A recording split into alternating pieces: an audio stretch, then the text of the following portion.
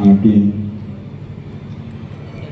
गुरुर्ब्रह्मा गुरुर्विष्णु गुरुर्देवो महेश्वरः गुरुर्साक्षात् परब्रह्म तस्मै श्रीगुरुवे नमः। ध्यानमूलं गुरुर्मूर्ति पूजामूलं गुरुर्पदं मंत्रमूलं गुरुर्वाक्यं मोक्षमूलं गुरुर्पदम्। परम पूजनीय प्रात स्मरणीय एवं हमारा हृदय में विराजमान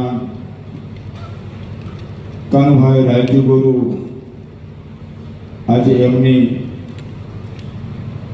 યાદમાં આપણે બધા એકત્રિત થયા હોય ત્યારે આપણા બધાના હૃદયમાં બિરાજમાન છે પરમ પૂજનીય અમારા મંડળના મહંત શ્રી મહામંડલેશ્વર શ્રી સીતારામદાસ બાપુ, મહામંડલેશ્વર શ્રી વિશ્વેશ્વરાજી બાપુ, મહામંડલેશ્વર શ્રી કેશવદાસજી બાપુ, મહામંડલેશ્વર શ્રી દયારામ બાપુ, તેમજ નામી અનામી અમારે રામકુંડથી પધારેલા પૂજ્ય મહારાજજી, તેમજ ગંગાદાસજી બાપુ, અખિલેશદાસજી બાપુ, તેમજ લંડનથી પધારેલા અમારે કૌશિકાબેન, અમારા દીદી, તેમજ સર્વ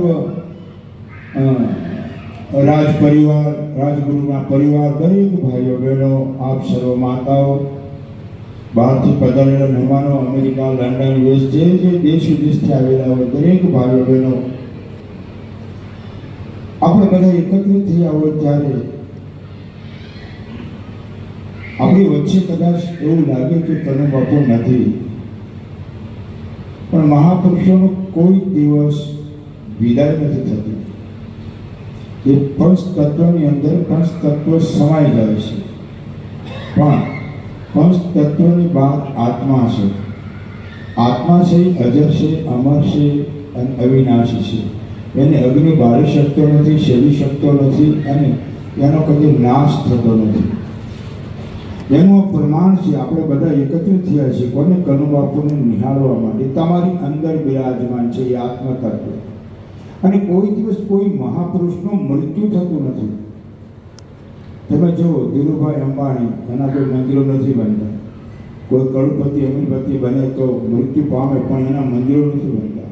અમારે તુલસીદાસ, સ્વામી વિવેકાનંદ, શારદા દેવી, રામકૃષ્ણ પરમહંસ આપણે યાદ કરવા પડે, કારણ કે એ આખા વિશ્વની અંદર સમાયેલા છે.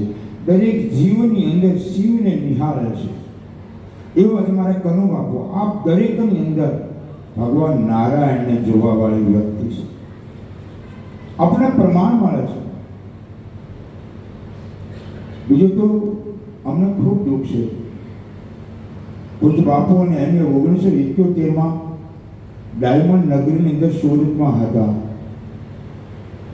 ત્યારે 3 ટાઈમ લોજિંગના 100-125 કે 150 રૂપિયા કિંમત હતી. 3 ટાઈમ ભોજન. 71ની વાત કરું, તમે કલ્પના કરી શકો છો.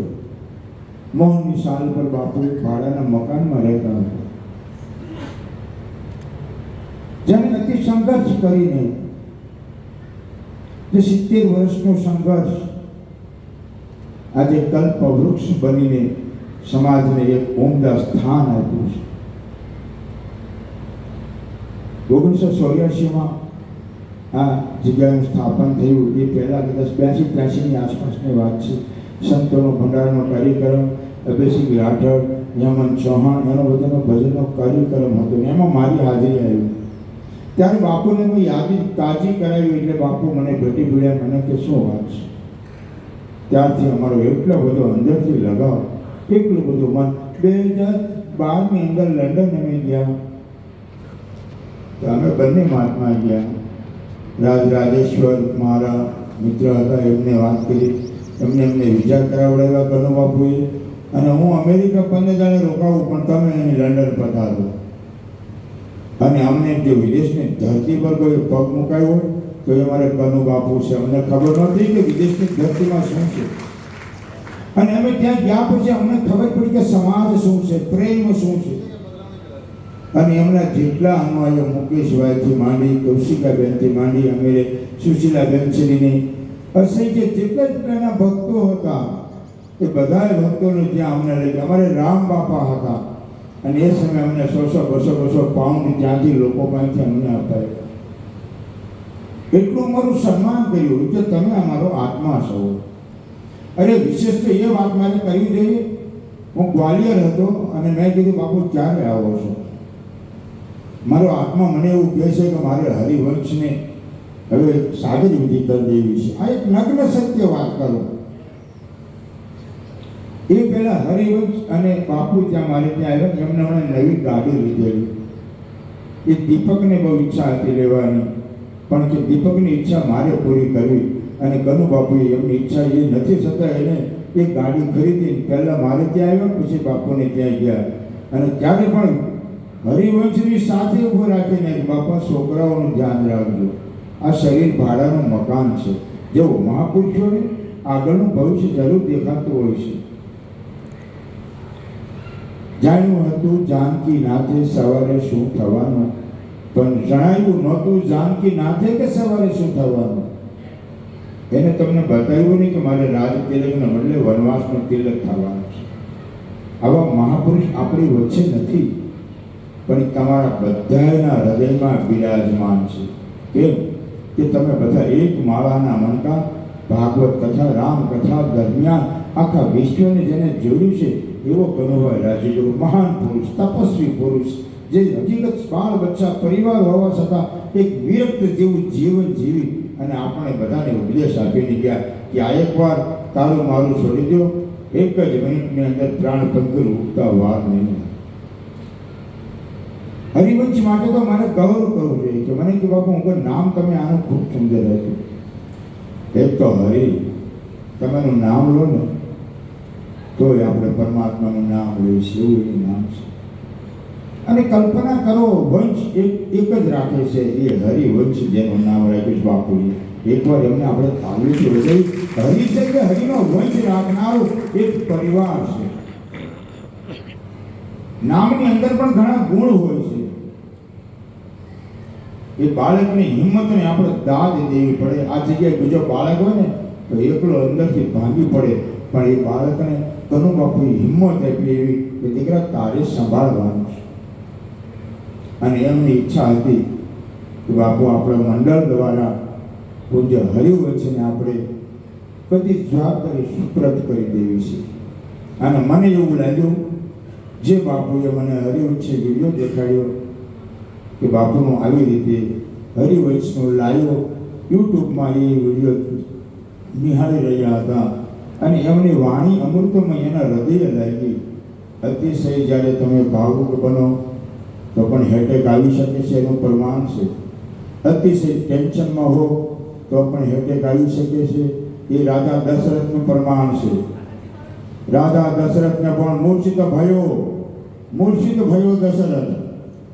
ભગવાનના દ્વાર પરથી હેટેક આવ્યું. પહેલો સર્વપ્રથમ હેટેક આવ્યો તો રાજા દશરથને મૂર્છિત ભયો. મૂર્છિત એટલે ખબર નહીં, એવી રીતે બાપુના હાથમાંથી મોબાઈલ છટકી જાય છે અને એક જ મિનિટની અંદર પ્રાણ. જો એક ગ્લાસ પાણી, એક કોઈ વ્યક્તિની સેવા જેને સ્વીકારી નથી, એવું ભગવત સ્મરણ કરતા કરતા હરિવંશનું ધ્યાન કરી અને એને ખ્યાલ આવ્યો કે બસ મારો વંશ તૈયાર થઈ ગયો છે અને મારે અહીં હવે ટ્રાન્સફર થઈ ગયું. પતા નહીં પલકા સામાન સૌ સાલકા. આપણને ખબર નથી કે એક જિંદગીની અંદર આપણે ક્યારે વિદાય થવાનું છે. આપણે સદાય કરોડો ને અરબો રૂપિયા બેંકોની અંદર મૂકી દઈએ છીએ.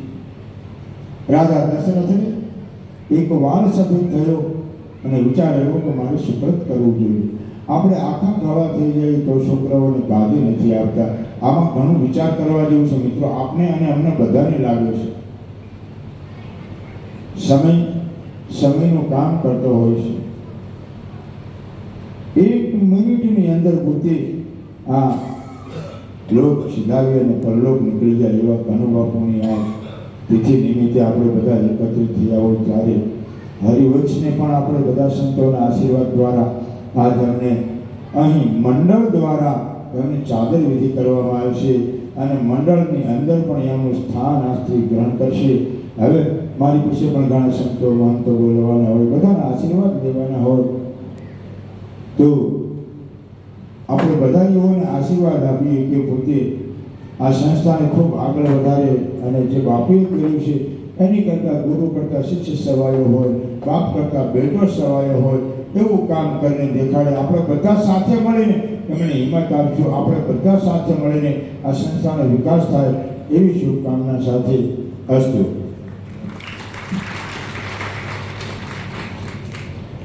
બાપુ તો એમના માટે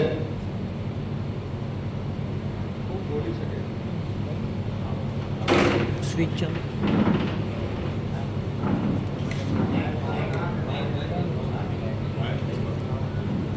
આમદ સાહેબ બાબર સાહેબ એટલી જ વાર લાગી, એટલી જ વાર. બસ ગંગા સુધી કીધું કે 124,000 શું કીધું છે વીજળીને શંકાએ 21,600. હવે એ મહિલા 21,000 ને સવા શ્વાસો આપણા